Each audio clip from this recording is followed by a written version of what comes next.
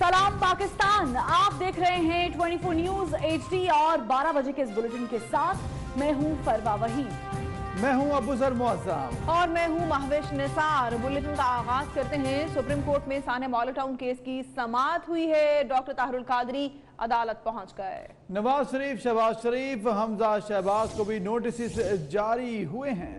आबिद शेर अली, ख्वाजा साद रफीक, राना सनाउल्लाह और परवेज रशीद को भी नोटिस जारी किए गए हैं। तो करीबन 142 अफराद हैं जिनको नोटिस जारी किए गए हैं। सुप्रीम कोर्ट में सानेहा मॉडल टाउन केस की समाअत, डॉक्टर ताहिरुल कादरी अदालत पहुंच चुके हैं। नवाज शरीफ, उनके भाई शहबाज शरीफ, हमजा शहबाज को भी नोटिस जारी किए गए हैं। साथ ही साथ दीगर नून लीगी जो अरकान है, रहनुमा हैं, उनको भी नोटिस दिए गए हैं। आबिद शेर अली, ख्वाजा साद रफीक, राना सनाउल्लाह और परवेज रशीद का नाम भी इस लिस्ट में शामिल है। करीबन 142 अफराद हैं जिनको नोटिस जारी किए गए हैं। मजीद बात करेंगे इसी पर अपने नुमाइंदे अमानत गिशकोरी से। अमानत गिशकोरी, बताइएगा मजीद किन किन अफराद को जो है वो नोटिस भेजे गए हैं?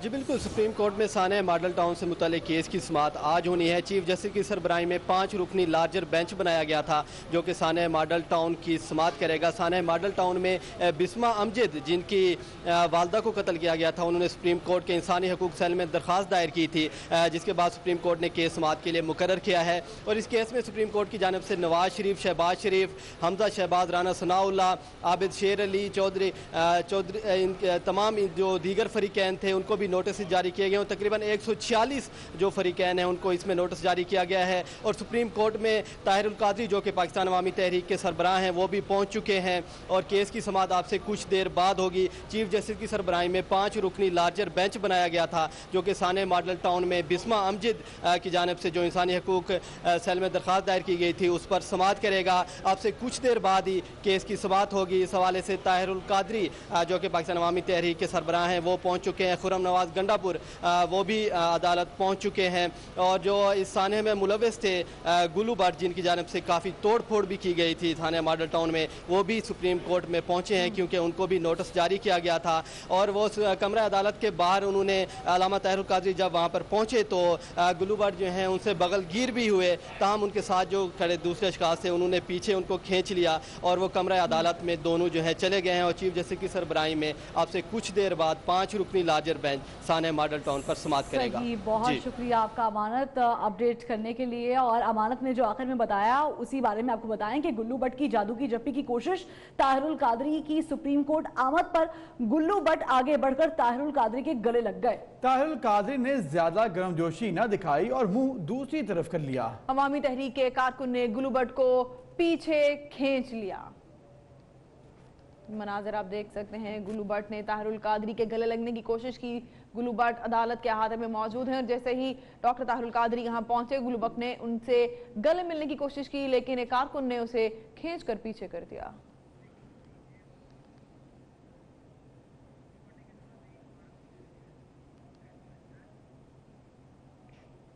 सुप्रीम कोर्ट में साबिक आईजी इस्लामाबाद तबादला केस की समाअत में चीफ जस्टिस ने रिमार्क्स दिए कि हम 62(1)F चार्ज कर देते हैं। इस पर बात करेंगे, हमारे साथ मौजूद होंगे अमानत गिशकोरी ही। अमानत, बताइएगा क्या तफसील रही, आज सख्त रिमार्क्स दिए गए चीफ जस्टिस की जानिब से?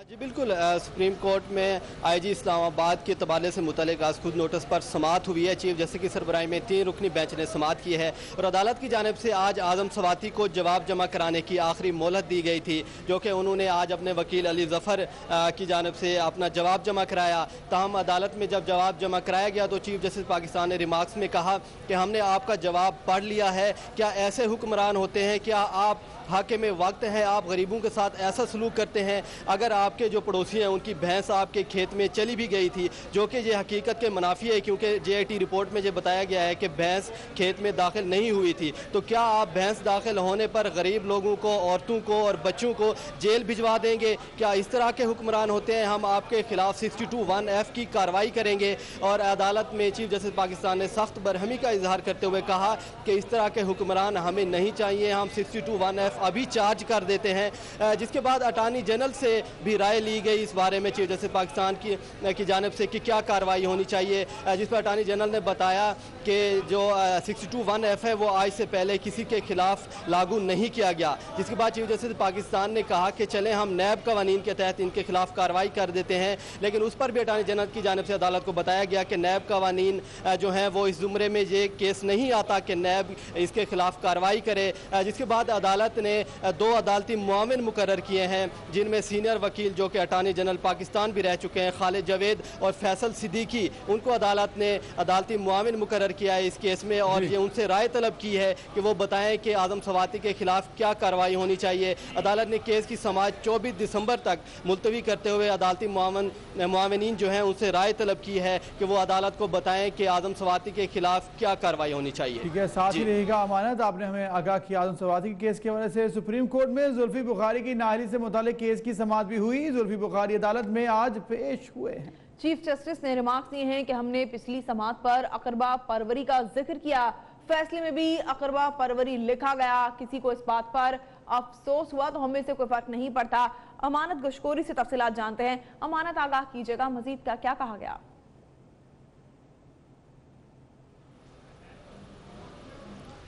जी बिल्कुल, वज़ीर आज़म पाकिस्तान के मुआविन ख़ुसूसी जुल्फ़ी बुखारी की दौरी शरीयत से मुताल्लिक़ आदिल चट्ठा जो कि वकील हैं उनकी जानिब से दरख्वास्त सुप्रीम कोर्ट में दायर की गई थी, जिसकी समाअत आज हुई है। चीफ जस्टिस की सरबराही में 3 रुकनी बेंच ने केस पर समाअत की है और जुल्फ़ी बुखारी जो कि वज़ीर आज़म के मुआविन ख़ुसूसी हैं वो भी अदालत में पेश हुए और उनके वकील जो एतज़ाज़ एहसन है वो अदालत में पेश हुए और उन्होंने अदालत से इस्तदा की कि जुल्फ़ी बुखारी जो हैं ये बैरून मुल्क मुकीम पाकिस्तानियों में से है और इनके साथ नरमी का बर्ताव होना चाहिए। जिस पर चीफ जस्टिस पाकिस्तान ने रिमार्क्स में कहा कि हमने गुज़िश्ता समाअत पर भी ये लफ्ज़ इस्तेमाल किए थे अकरबा परवरी के, तो मैं आज भी ये लफ्ज़ बार बार दोहराऊँगा। अगर 20 बार भी मुझे ये बोलना पड़े तो मैं ये बोलूँगा कि वज़ीर आज़म ने जुल्फ़ी बुखारी की तकर्री के वक्त अकरबा परवरी की है और जुल्फ़ी बुखारी को नवाजा गया है। वो इस लायक नहीं थे कि उन्हें मुआविन ख़ुसूसी का जो ओहदा है वो दिया जाए। उसके बाद एतज़ाज़ एहसन ने भी अपने दलाइल में ये कहा कि वो बैरून मुल्क पाकिस्तानियों में से हैं, तो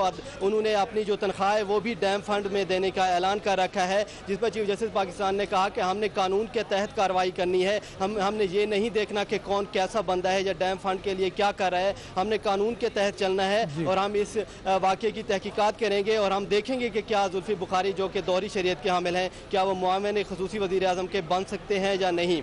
जिसके बाद अदालत ने केस की समाअत 24 दिसंबर तक मुलतवी कर दी है। ठीक है, बहुत शुक्रिया अमानत आगाह करने का।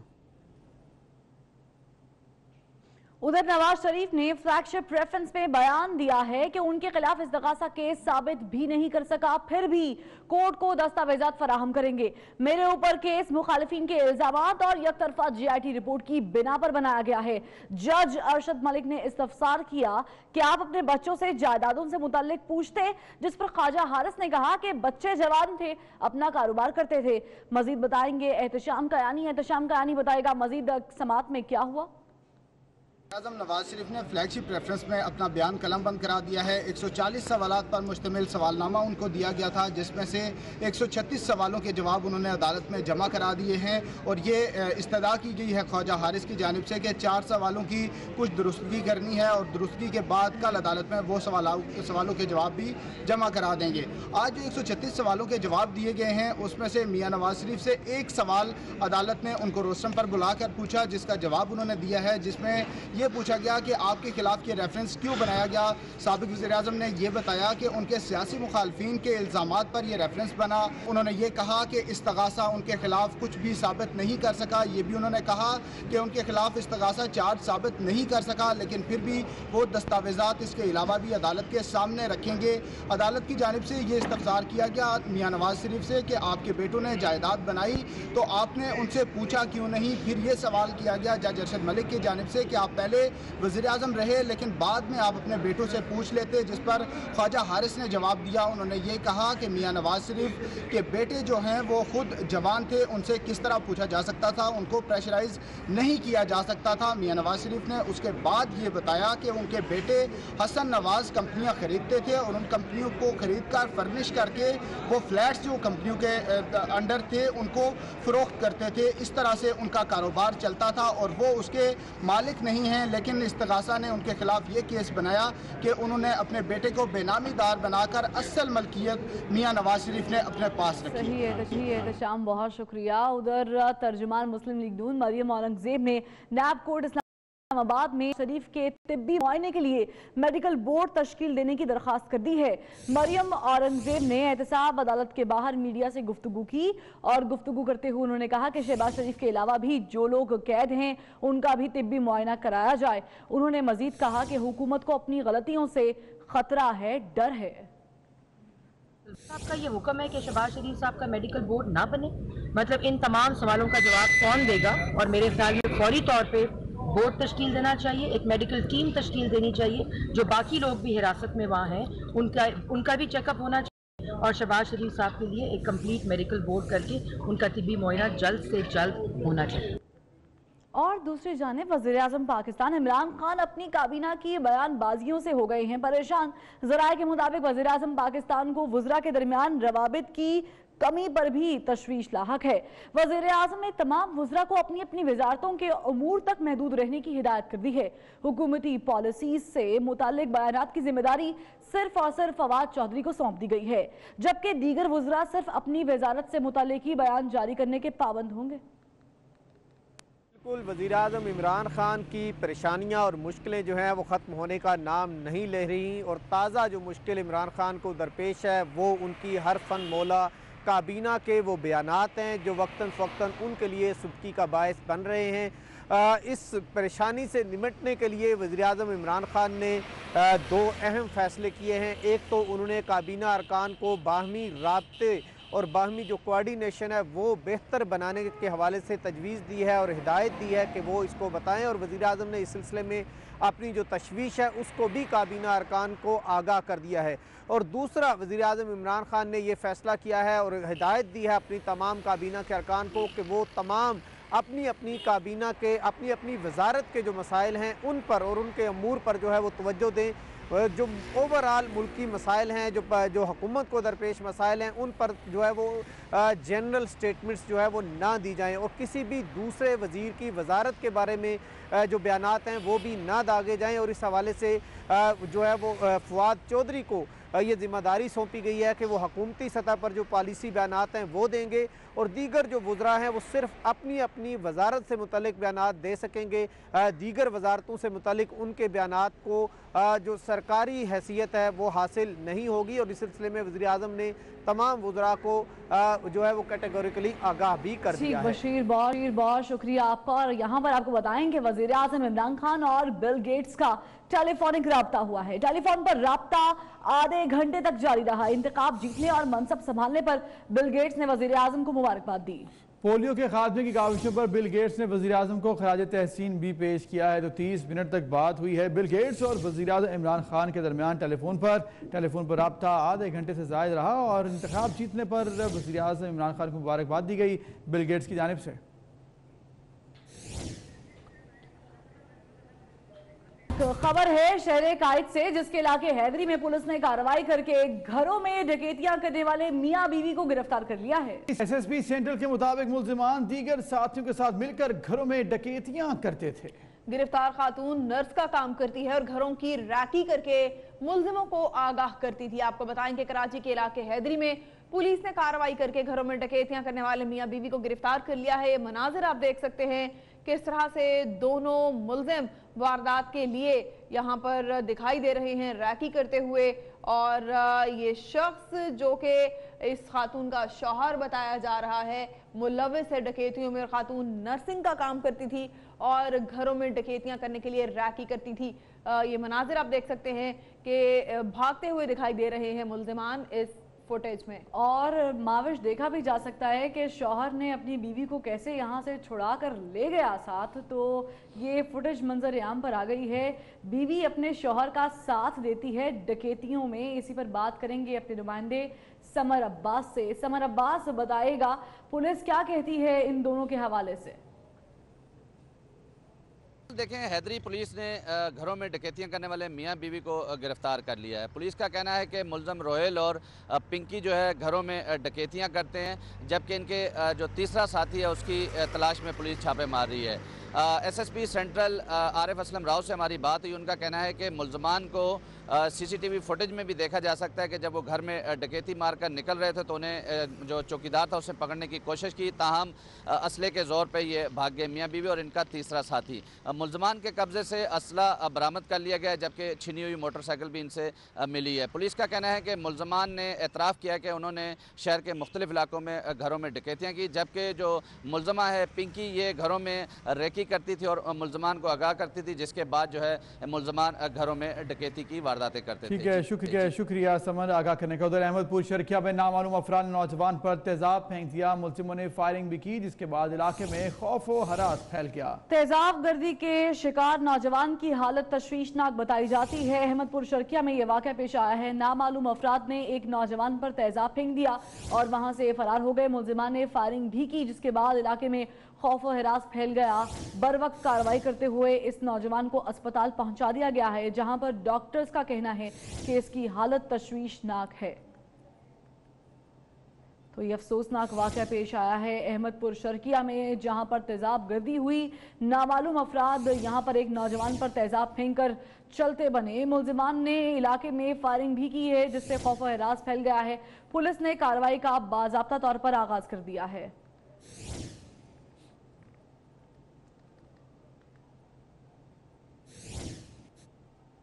और दीगर खबरों में आपको बताएं कि पैरागॉन हाउसिंग सोसाइटी में बेज़ाब्दगियों के केस में लाहौर हाई कोर्ट ने ख्वाजा साद रफीक और ख्वाजा सलमान रफीक की जमानत में तौसी कर दी है। जी बिल्कुल, एक बार फिर तौसी की गई है। ख्वाजा बरादरान की दरख्वास्त जमानत कबल अज़ गिरफ्तारी 11 दिसंबर तक अब तौसी हो चुकी और एक बार फिर तौसी की गई है कि गिरफ्तार न किया जाए ख्वाजा बरादरान को। ऐसा लाहौर हाई कोर्ट ने हुक्म दिया है और तौसी कर दी है जमानत कबल अज़ गिरफ्तारी में।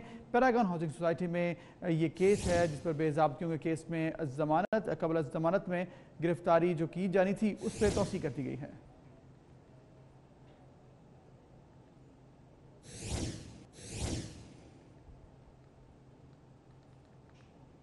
उधर इंफ्रास्ट्रक्चर डेवलपमेंट अथॉरिटी पंजाब ने फंड्स न मिलने पर सूबा भर के अस्पतालों में तामीर और मरम्मत का काम बंद कर दिया है। सेक्रेटरी सेहत मोहम्मद खान रांझा ने महकमा खजाना पंजाब और PND से 1.5 अरब रुपए की इजाफी रकम जल्द अज जल्द जारी करने की इस्तदा की है। मजीद बताएंगे हमारे नुमाइंदे अली रामी बताएगा फंड्स की शदीद किल्लत का सामना है। अथॉरिटी की तरफ से लाहौर समेत पंजाब भर के THQ और DHQ अस्पतालों की तामीराती काम उनकी तरफ से रोक दिया गया, क्योंकि साबिक दौर हुकूमत में ये रिवैम्पिंग का प्लान बनाया गया था। जब साबिक वज़ीर आला पंजाब मियां शहबाज शरीफ ने मुख्तलिफ अस्पतालों में जो रिवैम्पिंग के लिए इफ्तिताह भी किया, अब उसके लिए सेक्रेटरी सेहत की तरफ से ख़त लिखा गया है प्लानिंग एंड डेवलपमेंट डिपार्टमेंट को और महकमा खजाना पंजाब को कि उनको फौरी तौर पर 1.5 अरब रुपए की रकम सप्लीमेंट्री ग्रांट के तौर पर जारी की जाए ताकि जो रिवैम्पिंग का प्लान है उसको मुकम्मल किया जा सके। तो इसके लिए 9 अरब रुपए की रकम जो है वो मख्तस की गई, लेकिन उसमें 5 अरब रुपए का बजट जो है रिलीज़ किया महकमा खजाना पंजाब ने और उसके बाद आईडा अथॉरिटी ने लिखा कि उनका ये काम 5 अरब रुपए में मुकम्मल नहीं होगा, उसके लिए मुकम्मल रकम उनको जारी की जाए। उसके बाद वो एग्जीक्यूशन अपनी जारी रखेंगे, तामीराती काम शुरू करेंगे, अदरवाइज़ उनकी तरफ से काम जो है वो बंद कर दिया गया। तो उसी पर अब सेक्रेटरी सेहत की तरफ से महकमा खजाना पंजाब और PND बोर्ड को खत लिखा गया है कि बारह प्लीज़ जो है वो मेहरबानी करके फ़ंड रिलीज़ किया जाए सप्लीमेंट्री ग्रांट के तौर पर, वरना ये प्लान जो है वो मज़ीद इसमें इजाफा हो जाएगा, इसकी कॉस्ट जो है मज़ीद बढ़ जाएगी। क्योंकि 2019 में इस प्रोजेक्ट को मुकम्मल होना था, जिसके लिए 2017 में IDAP अथॉरिटी जो कि इंफ्रास्ट्रक्चर डेवलपमेंट अथॉरिटी है पंजाब की CNW के मतहत ये काम कर रही है, उनको ये प्रोजेक्ट दिया गया था कि वो 10 अरब रुपए की लागत से पंजाब के जितने भी सरकारी हॉस्पिटल हैं, जिनमें खास तौर पर तहसील हेडक्वार्टर और डिस्ट्रिक्ट हेडक्वार्टर हॉस्पिटल, उनकी रिवैम्पिंग की जानी थी, वहाँ पे बहाली की जानी थी, यानी कि सर्विस डिलीवरी यूनिट मज़ीद उनका बेहतर किया जाना था। तो ये वो प्लान था जिसके लिए अथॉरिटी की तरफ से काम बंद कर दिया कि उनको मुकम्मल बजट रिलीज़ नहीं हो रहा। तो उसी के बायस अब क्योंकि माली बहरान भी है पंजाब में, तो हुकूमत को शदीद बहरान का सामना भी करना पड़ रहा है। उसी के बायस अब आईडा अथॉरिटी ने काम बजाते खुद जो है वो बंद कर दिया। तो उसी पर अब रिक्वेस्ट की है कि सप्लीमेंट्री ग्रांट जो है वो 1.5 अरब रुपए की रकम अगर मजीद जारी कर दी जाए तो वो आईडा अथॉरिटी से मुज़ाकरत करके दोबारा ये काम जो है वो शुरू कर सकें। मुतालबात की मंजूरी के लिए किसान एक बार फिर सड़कों पर आ गए हैं। ठोकर न्याज ब्रेक पर रात से पाकिस्तान किसान इत्तेहाद की जानिब से धरना दिया गया है। ट्रैफिक ब्लॉक हो चुकी है। मुजाहिरीन का कहना है कि मुतालिबात की मंजूरी तक ये धरना जारी रहेगा और ऐसे ही एहतजाज करते रहेंगे। मुजाहिरीन ने ढोल की थाप पर रक्स भी किया। मुतालिबात की मंजूरी के लिए इस वक्त जो है ये एहतजाज जारी है। बात करेंगे इसी पर अपने नुमाइंदे ताहिर जमील खान से। ताहिर जमील, बताइएगा, मुतालिबात तो रख दिए हैं किसानों ने, इनसे मुज़ाकरात के लिए कुछ सामने आया?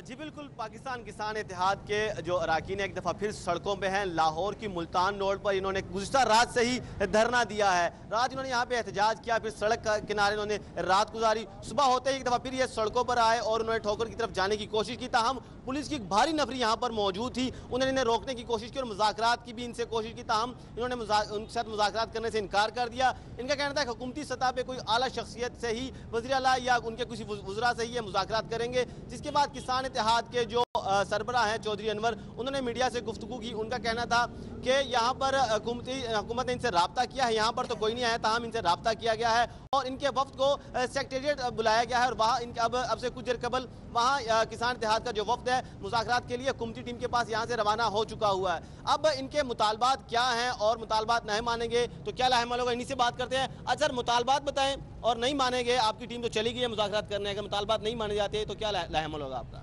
बिस्मिल्लाहिर्रहमानिर्रहीम। हमारे मुतालबात है, हमारी फसल का रेट भी वो बनाते हैं, हमारी मजदूरी मेहनत बहुत ज़्यादा है, ख़र्चा बहुत ज़्यादा होता है, हमारे गरीब हैं, हमारे बच्चे पढ़ नहीं सकते। ये पाकिस्तान किसान इत्तेहाद को वोट भी दिया है, पाकिस्तान खान साहब को वोट भी दिए, उसको मेंबर भी बनाए, लेकिन उन्होंने हमारे साथ जो वादे किए थे वो वादे पूरा एक भी नहीं किया। हम अभी भी हमारी टीम मुज़ाकरात के लिए गई है। अब जो भी चौधरी अनवर का हुक्म होगा उनके मुताबिक अमल करेंगे। और बिल्कुल, इनके जो सरबराह, इनका कहना है कि इनको सरबराह चौधरी अनवर उनका जो हुक्म होगा उसके मुताबिक अगले लाहेमल का ऐलान करेंगे। ताहम उनका जो अभी कुछ देर कबल उनका कहना यह था कि वो अगर उनके मुतालबात नहीं मानेंगे तो वो पंजाब असम्बली की जानिब पेशकदमी करेंगे, माल लौट जाएंगे और पंजाब असम्बली पर कब्जा करेंगे। ताहम अगर मुतालबात माने जाते हैं तो वो पुरअमन तौर पर मुंशिर हो जाएंगे और पंजाब बाहर से आए हुए ये किसान अपने घरों को लौट जाएंगे। जी ठीक है, शुक्रिया ताहिर आगाह करने के लिए। उधर वफाकी वजीर रेलवे शेख रशीद का कहना है कि सिर्फ 40 ट्रेनों के किरायों में इजाफा किया है। गुज़िश्ता हुकूमत ने हजारों बिलियन सड़कों पर लगा दिए, पटरियां ठीक नहीं की। मुझे रावलपिंडी में तजावुजात पर कोई एतराज नहीं, वो रावलपिंडी में मीडिया से बात कर रहे थे। 100 ट्रेनों को हमने छेड़ा नहीं है, बिल्कुल 40 ट्रेनों में इजाफे की वजह जो है वो हमारा जो इंपोर्ट है उसकी प्राइस बड़ी हाई हो गई है और हमने अल्लाह से मदद मांगी है कि हम एक साल में 10 अरब रुपए के नफे का इजाफा करेंगे। 2-2.5 अरब रुपया हम इस 100 दिनों के कम अरसे में कर चुके हैं। जिस दिन हमारी फ्रेट ट्रेनें चली शायद हम अपना मुनाफा पिछले साल से 10 अरब को भी क्रॉस कर जाए और एक महीने में ये 1 अरब रुपया ले आए। लेकिन ये डिपेंड करता है कि हमें मार्केट कैसी मिलती है और हालात कैसे मिलते हैं। मुल्क की इकॉनमी का बंधन है, रिश्ता है रेलवे के साथ। जो बेवकूफ ये समझते हैं कि सड़क मुल्क की इकॉनमी चला सकती है वो अकल के अंधे हैं। 18-20 बिलियन डॉलर सड़क पे लगा दिया है, ये बजरी है, ये रेत है, वो सीमेंट पड़ा है, तार को लगानी है और सड़क बन जाना। असल तो पटड़ी है। मैं अगर रोज लाल हवेली जा सकता हूं तो मुझे तजावजात में रावलपिंडी पे कोई इतराज नहीं। को वोट देता है दे, जिसने खुली सड़क चाहनी है वो इस्लामाबाद चला जाए। डॉलर की कीमत में इजाफा क्या हुआ, महंगाई की नई लहर आ गई। पाकिस्तान रेलवे की जानिब से भी किरायों में इजाफा किया गया है। 10 से 19% तक इजाफे से शहरी चकरा कर रह गए हैं। जिसका था डर वो हो गया। डॉलर की कीमत में इजाफे से महंगाई का आ गया नया तूफान। पाकिस्तान रेलवे की जानिब से कर दिया गया है किरायों में इजाफा।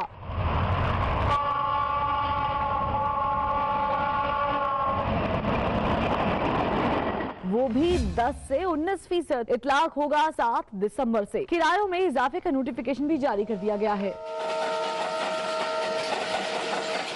ग्रीन लाइन ट्रेन का कराची से रावलपिंडी तक किराया 540 रुपए इजाफे के बाद 5880 रुपए हो गया। कराकरम एक्सप्रेस का कराची से लाहौर का किराया 170 रुपए के इजाफे के बाद 1820 तक पहुंच गया।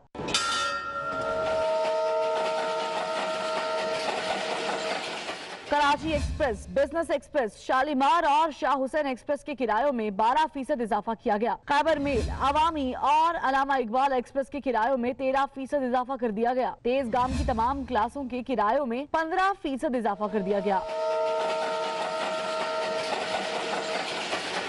पाकिस्तान एक्सप्रेस के किरायों में सबसे ज्यादा यानी 19% इजाफा किया गया और सखर एक्सप्रेस की भी तमाम क्लासों के किरायों में 15% इजाफा कर दिया गया है।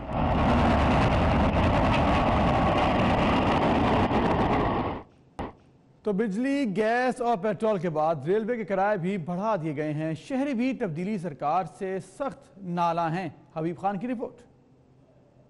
के काबू नहीं आ रहा, बिजली, गैस और पेट्रोल कीमतें पहले ही बढ़ा दी। अब बारी आई रेलवे के किरायों की। तब्दीली की दावेदार वफाकी हुकूमत ने अवाम पर कर दिया एक और वार। रेलवे के किरायों में 10 से 19% तक इजाफा कर दिया। हर चीज़ में महंगाई हुई है, टैक्स बढ़े हैं, किरायों में इजाफा हुआ है, तो एक आम आदमी के लिए अफोर्ड करना जो है ना वो बहुत ही मुश्किल होता जा रहा है। गरीब आदमी गरीब से गरीब होता जा रहा है, अमीर आदमी अमीर से अमीर तर होता जा रहा है। किराए पे क्लाइंटेज ज़्यादा आ रही थी, बसेस भी चल रही हैं। अगर किराया इसी हिसाब से चल गया और बसेस से ज़्यादा हो गया तो लोग फिर प्रेफर करेंगे, वहाँ तो क्लाइंटेज कम होगा तो रेवेन्यू डेफिनेटली कम हो जाएगा। तो आई कैन अंडरस्टैंड कि किराया बढ़ना फ़ायदे में जाएगा या नुकसान में जाएगा। शहरी कहते हैं कि नाअहल हुक्मरां बेनकाब हो चुके हैं। कायदे-आज़म का नाम इस्तेमाल करके अवाम को बेवकूफ़ बनाने का सिलसिला जारी है। हम ही उन लोगों को वोट देते हैं, हम ही उन लोगों की चाहत करते हैं, फिर उन्हीं के कहने पे हम चलते हैं, मगर हमारे ही साथ ही गलत होता आ रहा है। आप भी देखते आ रहे हैं, ज़माना देखता आ रहा है। ये आज की या कल की बात नहीं है, ज़माने से चलती जाए। हम तो बोल रहे हैं भाई, ये गवर्नमेंट का अपील है। हम गरीब आदमी बाहर भी धक्के खा रहे हैं, ये आए बाहर से, उधर गए उधर भी नहीं कारोबार, बेले पड़े, इधर गरीब आदमी क्या करेंगे, इतनी महंगाई कर रहे हैं हर शय पे। वफाकी वजारत रेलवे की जानिब से मुख्तलिफ ट्रेनों के किरायों में 10 से 19% तक इजाफा कर दिया गया है, जिसका इतलाक 7 दिसंबर से होगा। वफाकी हुकूमत की जानिब से रेलवे के किरायों में 10 से 19% इजाफा कर दिया गया है। कराची के शहरियों ने किरायों में इजाफे को अवाम पर बोझ और जुल्म करार देते हुए मुस्तरद कर दिया है। बात करेंगे अपने नुमाइंदे हबीब खान से जो इस वक्त कराची के कैंट स्टेशन पर मौजूद हैं। हबीब, बताइएगा, शेख रशीद अहमद की जानिब से ये खुशखबरी कि रेलवे की निजकारी नहीं होगी, उन्होंने खुद ही इस बात को गहना कर रख दिया है। अवाम क्या कहते हैं? जी बिल्कुल, फिर जो है वो हुकूमत की जानिब से आवाम पर महंगाई का बम गिरा दिया गया है। इस बार जो है वो रेलवे के किरायों की सूरत में आवाम पर महंगाई का बोझ डाला गया। शेख रशीद वफाकी वज़ीर रेलवे जो उनकी जानिब से ऐलान किया गया कि 10 से 20% जो है वो ट्रेन के किरायों में इजाफा कर दिया गया। मैं इस वक्त मौजूद हूँ कैंट स्टेशन के रेलवे टिकट काउंटर पर और इसी हवाले से यहाँ पे कुछ लोग जो हैं वो टिकट लेने के लिए मौजूद हैं। उनसे जानते हैं कि टिकट ट्रेन के किरायों में जो इजाफा है उससे उनको क्या परेशानियों का सामना रहेगा। जी सर, बताइएगा कौन सी ट्रेन का टिकट ले रहे हैं और ट्रेन के टिकटों में जो इजाफा हुआ है उससे आप किस तरह देख रहे हैं? यार देख तो महंगाई हो रही कि हर देख तो रहेगा, गरीब आदमी है, पहले खर्चे नहीं और पूरे हो रहे हैं, वो हमारी ये मजबूरी लेनी पड़ी जाने के लिए। जी बिल्कुल, जैसा इसके अलावा भी यहाँ पर कुछ लोग मौजूद हैं, उनसे बात करते हैं, इनसे पूछते हैं कि उनको क्या सफरी परेशानियाँ टिकट के महंगा होने से। सर बताइएगा कि टिकट महंगा होने से यार आपको क्या सफरी परेशानियाँ और आवाम पे फिर एक बार महंगाई का बोझ गिरा दिया गया? क्या करें, मजबूरी है, अब करना तो है ना, कुछ भी कर सकते, महंगाई है, अभी क्या कर सकते, कुछ भी नहीं कर सकते। जी, जैसा यहाँ पे अवाम जो यहाँ पे टिकट लेने के लिए मौजूद है, उनका कहना यही है कि जो सफरी परेशानी है वो उनको अब रहेगी, लेकिन उनकी मजबूरी है, क्या करें, सफ़र करना है, अपने आबाई इलाका तक उनको वापस जाना है, तो टिकट महंगा हो या सस्ता उनको ख़रीदना ही पड़ेगा। लेकिन हुकूमत से फिर भी आवाम की जानिब से यही अपील सामने आ रही है कि हुकूमत जो है आवाम को रिलीफ फराम करे और कम से कम ट्रेन के जो किराए उनमें जो है दोबारा कमी का ऐलान करे। जी जी ठीक हबीब, बहुत शुक्रिया आपका। कराची की सूरत हाल हबीब बता रहे थे। पेशावर की बात करेंगे। पाकिस्तान रेलवे के किराए में इजाफा वहां पर भी कर दिया गया है और वहां पर भी लोग जो हैं वो परेशान दिखाई देते हैं। हमारे नुमाइंदे इस वक्त पेशावर रेलवे स्टेशन पर मौजूद हैं, अजमत अली शाह, उनसे रब्ता किया है, बात करेंगे। अजमत अली शाह, बताइएगा, यहाँ पर भी आवाम जो है वो महंगाई के इस तूफान से बिलबिला उठे हैं? जी बिल्कुल, तब्दीली के नाम पर वादे किए गए, वादों और दावों से वोट लिए गए, लेकिन वही दावे और वादे महज दावे और वादे ही रहे। पाकिस्तान तहरीक इंसाफ की हुकूमत ने गरीब आवाम को रिलीफ देने के लिए हुकूमत का मनसब संभाला, तो उनका यही एक नारा था कि गरीब आवाम को वो रिलीफ देंगे। लेकिन जहाँ पर उनके पहले 100 दिनों की बात करते जाएं तो गैस में जो है उसकी कीमतें बढ़ी, पेट्रोल की कीमतें बढ़ी, जितनी भी पेट्रोलियम मसनूआत उनकी कीमतें बढ़ी, अशाए खुर्दनोश की कीमतें बढ़ी, और अब गरीब आवाम की सफरी सहूलियात की कीमतें जो हैं वो भी बढ़ी। जहाँ पर पाकिस्तान रेलवे के जो किराए हैं वहाँ उनकी तकरीबन 10 से 19% तक उसके किरायों में इजाफा हो गया है, जिससे गरीब आवाम जो है मज़ीद पिस गई। तमाम तर गरीब जितने भी अफराद होते हैं वो इसी ट्रेन के ज़रिए सफ़र करते हैं। अगर वो बड़ा किराए भी बढ़ जाते हैं तो फिर वो उनके अफोर्डेबल नहीं होंगे और वो जो सफ़र करेंगे तो वो काफ़ी उनसे मुश्किल होगा। अज़मत बहुत शुक्रिया आपका। कोयटा में भी शहरी परेशान है। उनका कहना है कि हुकूमत रिलीफ देने की बजाय अवाम की मुश्किलात में इजाफा कर रही है। बात करेंगे इसी पर अपने नुमाइंदे रिजवान सईद से। रिजवान सईद, वज़ीर रेलवे तो बता चुके कि किरायों में इजाफा डॉलर की कीमत में इजाफे के अमर का शख्साना है। अवाम क्या बताते हैं इस पर?